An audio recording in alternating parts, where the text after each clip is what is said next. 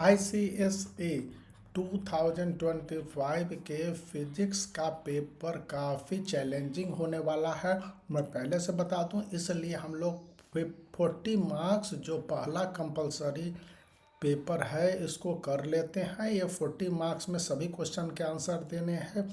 अब ये 40 मार्क्स आप कैसे प्राप्त कर रहे हैं तो मैं बता दूं कि 15 मार्क्स तो आपको एमसीक्यू में मिल जाएंगे, फिर 6 मार्क्स मिल जाएंगे फिल इन द ब्लैंक्स में, फिर 2 मार्क्स और 2 मार्क्स मिल जाएंगे आपको रीजन वाले में, और इसके बाद बचे आपके 15 मार्क्स मिल जाएंगे जो ऑब्जेक्टिव टाइप या ऑब्जेक्टिव सब्जेक्टिव क्वेश्चंस होंगे, मतलब कि आपको सब्जेक्टिव क्वेश्चंस के शॉर्ट आंसर देने हैं। और ये सारे क्वेश्चन में कोई इंटरनल ऑप्शन नहीं मिलेगा, तो ध्यान यहाँ पर देना है। हम लोग एक एक क्वेश्चन को काफ़ी सावधानी से बना ले रहे हैं। पहला है कि लाइट चैप्टर से है कि लाइट ट्रैवल कर रहा है एक डेंसर मीडियम से एक रेयर मीडियम में। जब डेंसर मीडियम से रेयर मीडियम में ट्रैवल कर रहा है लाइट, और ये नॉर्मल के अलोंग है, और ये नॉर्मल के अलोंग से बाउंड्री की ओर जाता है, तो ऐसे में कि वो क्या करेगा, वो किसका बिहेवियर कैसा हो, रिफ्रैक्टेड टुवार्ड द नॉर्मल या refracted away from the normal, या यहाँ पर है कि नॉट रिफ्रैक्टेड से, या फिर हो जाएगा कि यह रिफ्रैक्टेड होगा ही नहीं होगा। तो आमतौर पर जब एक लाइट ट्रेवल करता है डेंसर से रेयर मीडियम में, तो वो रिफ्रैक्टेड नहीं के बराबर होता है। ये बात तो सही है, गोज अलोंग द बाउंड्री, ये भी यूजलेस है। Second question, a thick glass slab. Glass slab जो काफ़ी थिक है और इसका सिल्वर्ड साइड है फॉर्म मल्टीपल इमेजेज, और सिल्वर साइड है जो कि काफ़ी इमेज को फॉर्म कर रहा है। तो ये किस कारण से हो रहा है, किस वजह से हो रहा है, कोई तो कारण रहा होगा। ए रिफ्लेक्शन ऑफ लाइट है, मान लीजिए कि रिफ्लेक्शन ऑफ लाइट है, तो रिफ्लेक्शन से होता है एक पॉइंट है, लेकिन रिफ्रैक्शन से भी होता है। तो एक अकेले केवल रिफ्लेक्शन से नहीं होता है, थिक ग्लास स्लैब है, फिर डिस्पर्सन से नहीं होता है। तो यहाँ पर हम लोगों को दोनों ऑप्शन यहाँ पर दिया जा रहा है, रिफ्लेक्शन और रिफ्रैक्शन, तो ये सही है। अब हम लोग सी का देखते हैं। एक इक्विलेटरल प्रिज्म है, ठीक। अब ये इक्विलेटरल प्रिज्म है जिसमें मिनिमम डेविएशन पोजीशन होता है, जो कि मिनिमम डेविएशन पोजीशन की ओर है। तो एंगल ऑफ इंसिडेंस का क्या कंडीशन रहेगा, जब इक्विलेटरल प्रिज्म में मिनिमम डेविएशन पोजीशन होगा तो एंगल ऑफ इंसिडेंस के कंडीशन को आप अच्छी तरह से समझ सकते हैं कि यह एंगल ऑफ इमर्जेंस के बराबर ही होगा। एंगल ऑफ इंसिडेंस और एंगल ऑफ इमर्जेंस दोनों इक्वल ही होंगे, तो ये यहाँ पर होंगे, बड़ा भी नहीं छोटा भी नहीं, ये दोनों नहीं होगा, और नन ऑफ द दी होगा नहीं। देखिए किस तरह से ऑड मैन आउट करने वाला भी एमसीक्यू में तरीका होता है। अब centre of gravity of an object, एक ऑब्जेक्ट के सेंटर ऑफ ग्रेविटी को किन किन चीज़ों पर डिपेंड करता है, हम लोग देखेंगे कि सेंटर ऑफ ग्रेविटी है, तो centre of gravity mainly shape पर डिपेंड करता है, जो हम समझ सके हैं। यदि बैलेंस शेप हो तो बैलेंस होगा इसका सेंटर, अनबैलेंस शेप हो तो अनबैलेंस होगा। तो ये शेप पर बहुत बड़ी तरह से डिपेंड करता है। सॉरी। अब है calculate the power of convex lens. अब देखिए यहाँ पर हम लोग ट्रिक पार्ट से चलेंगे, इस न्यूमेरिकल को सॉल्व करेंगे। कन्वेक्स लेंस जिसका फोकल लेंथ है 12.5 सेंटीमीटर। अब सिंपल सी बात है कि 12.5 सेंटीमीटर है, तो इसका जो रिजल्ट आएगा वो पूरी तरह से पॉजिटिव आएगा, यानी कि माइनस वाले को हम लोगों ने ख़त्म कर दिया। और अब देख लीजिए ऑप्शन है 10 + 5D और 8 + 5D, तो फोकल लेंथ से कम होता है, और फोकल लेंथ से वो इसका जो फॉर्मूला है कि कन्वेक्स लेंस का फोकल लेंथ फोकल लेंथ जो भी होगा तो उसका पावर हाफ से ज़्यादा होगा, यानी कि 12.5 है तो 12.5 का मतलब हो जाएगा कि 6.25 से ज़्यादा होगा, 6.25 से ये ज़्यादा होगा। अगर 6.25 से ज़्यादा है, इसका मतलब ये स्पष्ट रूप से है कि इसकी स्थिति हो जाएगी इससे ज़्यादा, इससे बहुत ज़्यादा नहीं। तो इससे ज़्यादा में मेरा 8 डायोप्टर आ रहा है, तो 8 डायोप्टर की ओर जाएंगे। कंडीशन यही होना चाहिए कि कन्वेक्स लेंस का फोकल लेंथ जो भी हो, तो पावर का कैलकुलेशन कुछ इसी तरह से होगा कि हाफ से ज़्यादा, बहुत ज़्यादा नहीं। तो 10.5D बहुत ज़्यादा है और 8 हाफ से ज़्यादा है, दैट इज़ गुड, तो हम इसके साथ जाएंगे। अब इफ क्वेश्चन में बहुत सारे सब क्वेश्चंस हैं। एक बॉय का मास 55 kg है, वह कितने सीढ़ी 40 सीढ़ी को ऊपर की ओर चढ़ रहा है और मेजरिंग 0.15 मीटर इन 15 सेकेंड, 15 सेकेंड में 0.15 मीटर ये ऐसा करता है। अब जी 10 मीटर पर सेकेंड स्क्वायर और 1 HP 746 वाट का हो जाता है।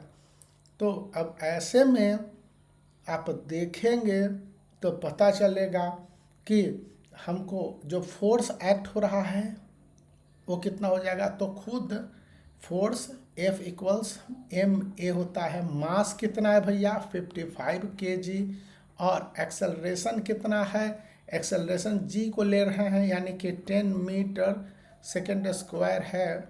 तो इसका मतलब हो जाएगा कि 550 न्यूटन, दोनों के बीच में मल्टीप्लाई होगा। देखिए ज़्यादा मैं न्यूमेरिकल्स के पीछे दौड़ता नहीं हूँ, न्यूमेरिकल्स पार्ट को ट्रिक से बनाने का और बच्चों को बचाने का मेरा प्रयास होता है।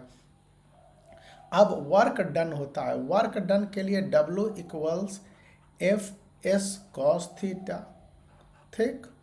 अब यहाँ पर देख लीजिए कि फोर्स कितना आपके पास एक्ट हो रहा है। देखिए न्यूटन में दिया हुआ, पहले दो को हम आउट कर देते हैं क्योंकि वर्क का जो फार्मूला है जूल में है। अब W equal FS cos theta, force कितना लग रहा है इस पर, और इसके बाद इसमें सिंपल सी बात है कि फोर्स लगेगा और उसके डिस्प्लेसमेंट हो रहा है। तो क्या डिस्प्लेसमेंट हो रहा है, इन दोनों को ध्यान में रख के इन दोनों को मल्टीप्लाई कर दीजिए और उसके बाद जो भी निकलेगा वो करीब 330 जूल निकल जाएगा। यहीं पर आपका यह हो गया। अब पावर निकालना है, अमाउंट ऑफ पावर स्पेंट कितना किलोवाट पर आवर आपको होता है, किलोवाट आवर बाय डे होता है। तो उस आप अमाउंट ऑफ पावर जो निकालेंगे यहाँ पर, और उसके लिए देख लीजिए हमारे पास डेटा क्या है कि एक 55 kg का बॉय है, 40 स्टेयर्स का है, वो 0.5 मीटर इन 15 सेकेंड वो ले रहा है। तो ऐसे में जो इसका पावर निकलने की बात हो जाएगी वो इसका नॉर्मल पावर हो जाएगा चूँकि 1 हॉर्स पावर दिए हुए हैं तो 220 वाट का पावर स्पेंड वो कर सकता है। पावर को जब HP में निकालना होगा तो सीधे सिंपल सी बात है कि आप मल्टीप्लाई कर दे रहे हैं और यहाँ पर इसको इसमें निकालने के लिए आप डिवीजन करेंगे, सॉरी मल्टीप्लाई मैंने कहा, तो आपके पास 0.29 HP आ जाएगा। बहुत ज़्यादा HP में बढ़ेगा ही नहीं, तो एक ये हो गया, बहुत घटेगा भी नहीं तो ये भी नहीं हो गया, एकदम मिनिमम नेग्लिजिबल हो जाएगा HP में।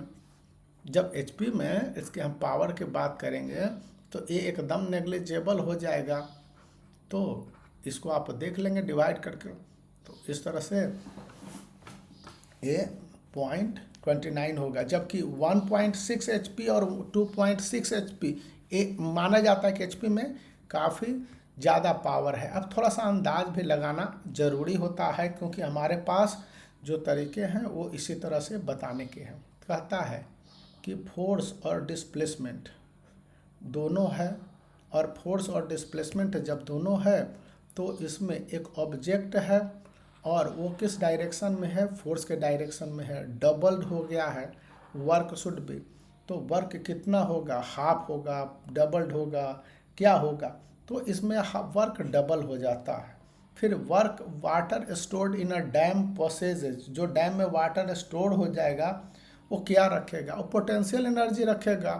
फिर देख लीजिए एक पिक्चर है जिसमें एक कुली है, वर्क कर रहा है फ्रिक्शनलेस हॉरिजॉन्टल प्लेटफॉर्म पर, और इसका हम लोग लगाएंगे W=Fs cos थीटा, और उसमें कुली का क्या कंडीशन होगा आप जरा सा देख लें और उसके बाद बताएं।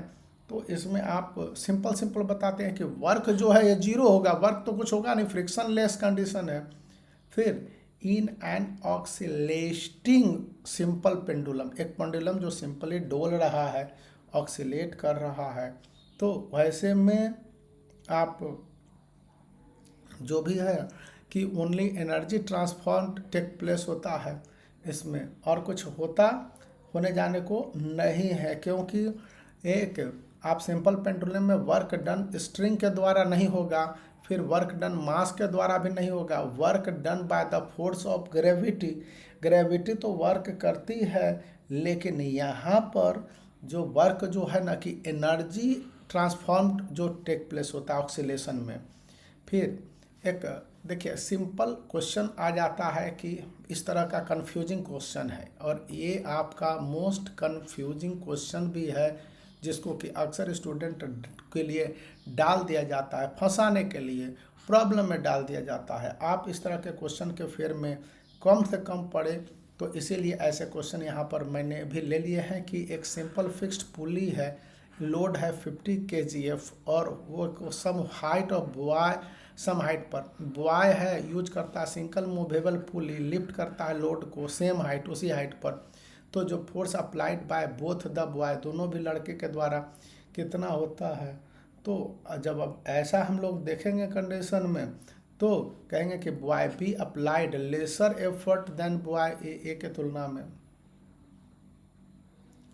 अब एफ जो फिगर है आप इसको देख लें, और उसके आधार पर हम लोग क्वेश्चंस को बनाने का कोशिश करते हैं। टेंशन यहाँ पर है, टेंशन बहुत सारे टेंशन है, और फिर एफर्ट आपका बाद में आ गया है, लोड यहाँ पर है। तो how many strings of tackle the support of load, support of load को टैकल करने के लिए कितने स्ट्रिंग की ज़रूरत है। तो हम लोग देखते हैं कि एक स्ट्रिंग, दो स्ट्रिंग, तीन स्ट्रिंग, चार स्ट्रिंग्स, चार स्ट्रिंग हो गए ना, 1 2 3 4, चार स्ट्रिंग्स हो जाएंगे। टेंशन है उसी तरह से 1 2 3 एंड 4, तो चार स्ट्रिंग हो गए।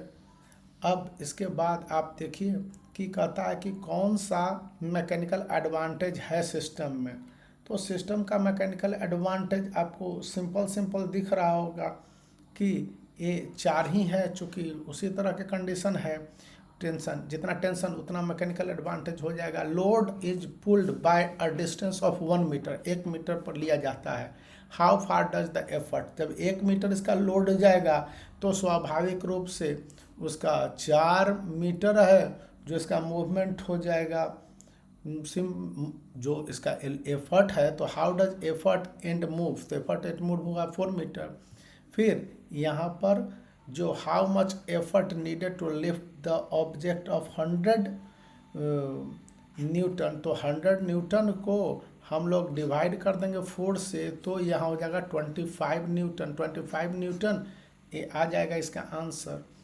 फिर थर्ड क्वेश्चन है कि point eight which the algebraic sum of moment of weight of all particles is zero, तो उसको क्या कहते हैं। देखिए इसके लिए एक सिंपल सा आंसर है कि इसको सेंटर ऑफ ग्रेविटी कहते हैं। Centre of gravity point at algebraic sum of the moment of weight particulars zero हो जाता है। बी क्वेश्चन आपका इसमें कह रहा है कि which one of the following is not the property of electromagnetic wave, electromagnetic wave की प्रॉपर्टी क्या हो सकती है। तो इलेक्ट्रोमैग्नेटिक वेव है जो एग्जिबिट करता है property of reflection and refraction, यह सही है। इलेक्ट्रोमैग्नेटिक वेव रिक्वायर करता है material medium for propagation. Electromagnetic wave को किसी मीडियम की जरूरत पड़ती है क्या, ना, ये गलत है। तो मेरे विचार से ये नॉट के लिए ये आएगा। आप याद रखिएगा, एमसीक्यू क्वेश्चन में अगर इस तरह से नॉट आ रहा है, इसका मतलब यही पेंच है। Electromagnetic wave defined by electric and magnetic field, ये भी सही है भाई, ये भी इलेक्ट्रोमैग्नेटिक ट्रांसवर्स होता है इन नेचर। इस पर अब हम लोग क्या कह सकते हैं। और अब आप देख लीजिए कि कहता है critical angle related to refractive index of medium. ये तो याद रखने की चीज़ होती है कि क्रिटिकल एंगल क्या हो जाएगा, जो ये साइन के एंगल के रूप में निकाल लेंगे, आई बाय म्यू हो जाएगा। तो यहाँ पर इसे फिर सोनार है जो वर्क करता है, सोनार ना, वो किस प्रिंसिपल पर वर्क करता है। तो आप इसको देख लीजिए कि ये refraction of ultra sonic wave के रिफ्रैक्शन पर ये करता है। फिर एक रडार है, एक सिग्नल को भेज रहा है एक एरोप्लेन को, जिसका डिस्टेंस है 45 किलोमीटर, और 3 × 10⁻10 मीटर पर सेकंड स्क्वायर के हिसाब से इसका जो मूवमेंट है और कितना दूर ये सिग्नल रिसीव करेगा फ्रॉम द एरोप्लेन से। तो अब इसके लिए भी आपको बहुत ज़्यादा पेंच लगाने नहीं है, यहाँ पर आपको दे दिया गया है कि मीटर पर सेकंड स्क्वायर। तो उसके हिसाब से जो स्पीड आपको देखते हैं कितना दूर पर ये रिसीव करेगा, ये आपको सोचने के लिए सिंपल से टेक्निक है कि आप लगा दीजिए इसको कि कैसे आप इसको लगा सकते हैं। तो ये आपका पहले एक बार फिर से हम पढ़ लेते हैं कि 45 किलोमीटर अवे है, ठीक, एक चीज़ हो गया। और इसका स्पीड है 3 × 10⁸ मीटर पर सेकेंड, या 3 × 10⁸ मीटर पर सेकेंड है इसका। तो ऐसे में जो इसका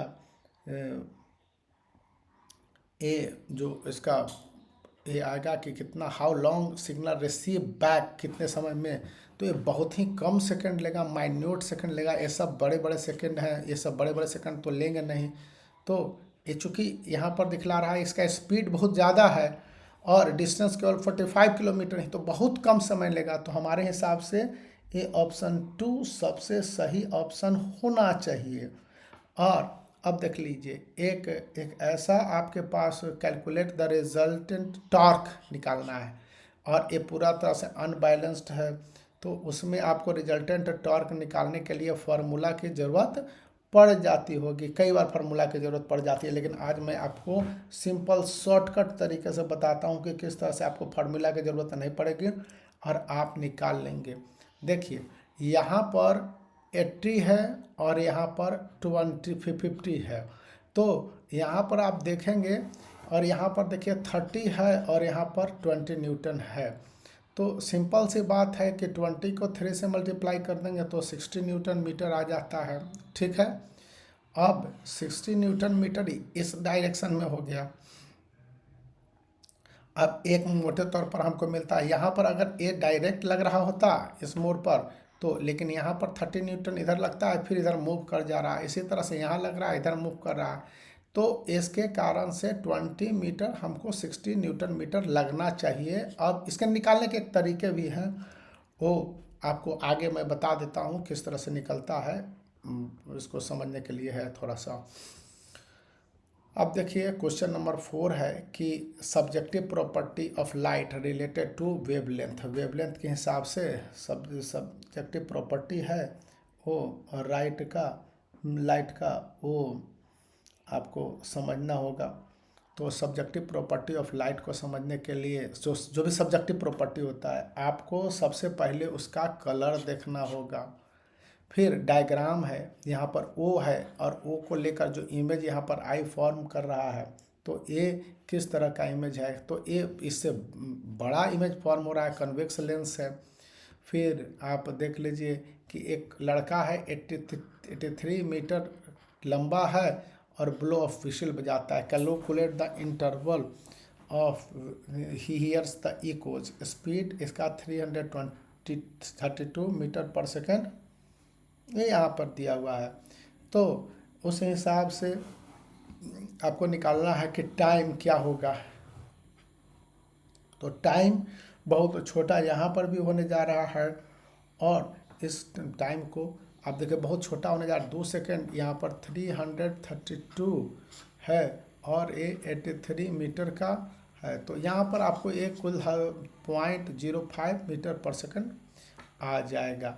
फिर देख लीजिए 3 different rotation of electromagnetic spectrum X Y और जेड है। रेडिएट एक्स कर रहा है, फिर किल करता है यहाँ पर मेडिकल साइंस में, वाई रेडिएट करता है फोटोग्राफी में, और जेड रेडिएट करता है जो कि analysis of atomic and molecular structure में। तो ऐसे में आप देखेंगे तो ये बताने होते हैं कि identify the type of vibration X Y और जेड, कैसे कौन कौन वाइब्रेशन करेंगे। यहाँ पर आप अच्छे से समझ लीजिए कि ये एक्स है जो कि आपको मेडिकल साइंस में कैंसर सेल को किल करने के लिए होता है, तो कैंसर सेल को किल करने के लिए गामा रेज का यूज होता है। फिर जो फोटोग्राफी में एक्सरे यूज होता है तो एक्सरे होता है, इंफ्रारेड यूज हो जाता है, तो ये आपके पास इंफ्रारेड हो जाएगा। और जेड यूज होता है एटॉमिक एंड मॉलिक्यूलर स्ट्रक्चर में, तो ये आपको माइक्रोवेव है, छोटे छोटे वेव हो जाते हैं। इसलिए ऑप्शन 3 पूरी तरह से सही है यहाँ पर। अब देख लीजिए how are radiate Y detected. Y के डिटेक्शन के लिए बहुत आसान है, आप इसको रॉक सॉल्ट प्रिज्म से होकर गुजारेंगे, आपको पता चल जाएगा। अगर रॉक सॉल्ट प्रिज्म के बारे में जानना चाहते हो तो थोड़ा डिटेल में मेरा वीडियो 2-3 वीडियो पहले देख लीजिए, वहाँ पर रॉक सॉल्ट के बारे में पूरा डिटेल में आपको बताया और समझाया गया है। फिर देख लीजिए यहाँ पर ई का है, और आपको समझेंगे कि एक डायग्राम है जो आपको दिखला दे रहा है। यहाँ पर वो सेंटर है, यहाँ पर मिरर है, यहाँ पर लेंस है, और यहाँ पर सोर्स ऑफ लाइट एस है, कन्वेक्स लेंस है, प्लेन मिरर है एम, और 3 प्लेस ऐसे दिए गए हैं कि एस लाइट अगर रिटर्न होता है फ्रॉम सोर्स एस तो रिफ्लेक्ट करता है एम पर। तो इस लेंस को आपको आइडेंटिफाई करना है। तो ये लेंस कन्वेक्स लेंस है, इसको आप समझ लीजिए कि ये कन्वेक्स लेंस ही होगा, क्योंकि यहाँ पर जो सोर्स से लाइट जा रहा है और ये एक कन्वेक्स लेंस एल को यहाँ पर दिखलाता है। तो यहाँ पर तो सीधा सीधी बात हो गया कि ये लेंस क्या हो जाएगा, कन्वेक्स लेंस हो जाएगा। What is the distance of O and L? O and L के बीच का डिस्टेंस कितना होगा। अब देखिए आपको इसको कोई फार्मूला से दुनिया में नहीं निकाल सकते हैं जब तक कि आप अपना अंदाज नहीं प्रकट करते हैं। तो इसके लिए आपको चाहिए कर्वेचर। अगर कर्वेचर नहीं मिलता तो, और कर्वेचर किसका, एक बहुत बड़े रेडियस का कर्वेचर चाहिए, तो एक रेडियस का कर्वेचर होगा, उसी से पता चलेगा। तो यहाँ पर कर्वेचर ऑफ द रेडियस, इससे आप पता लगा लेंगे, ठीक है। तो ये आपका पता लग जाएगा कि क्या है। सो फिर तीसरा है what is the size of image. Image का क्या साइज होगा। इमेज का साइज हम लोग देखते हैं कि आई, अगर इसको हम लोग आई बोल रहे हैं तो यहाँ पर कैसा इमेज बनेगा, आप अभी ज़रा सा सोचिए। सिंपल सा बात है कि इसका जो इमेज बनेगा वो सेम साइज का होगा, क्योंकि डायग्राम में बता रहा है कि point source of light S है और कन्वेक्स लेंस एल है और प्लेन मिरर एम है, और they are placed such a ray of light from S से आता है ना आफ्टर एम, तो उस कंडीशन में है। और name the device where it is used, वो डिवाइस बताइए जहाँ पर ये यूज्ड होता है। तो ये मोटे तौर पर यूज होता है ग्लास, बर्निंग ग्लासेज में और कई जगह। तो मैंने आपको पूरी कोशिश की वीडियो देने के लिए, तो आप वीडियो को लाइक कर सकते हैं, चैनल को शेयर कर सकते हैं और सब्सक्राइब करना याद रखें, ताकि ऐसा ही वीडियो मैं आगे भी आपको दे सकूं। Bye for now.